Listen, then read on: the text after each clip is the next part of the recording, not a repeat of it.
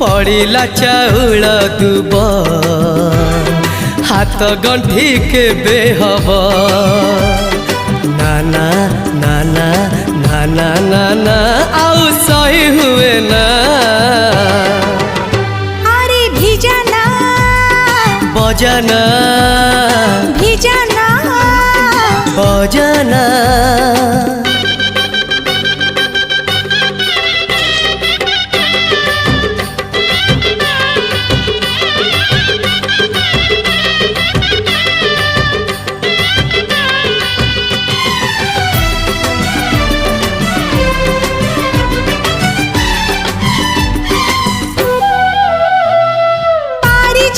फूल पाई पागली थिली नंदन बन मु आजी पाखे पाइली नंदन बन मु आजी पाखे पाइली हाँ शाम का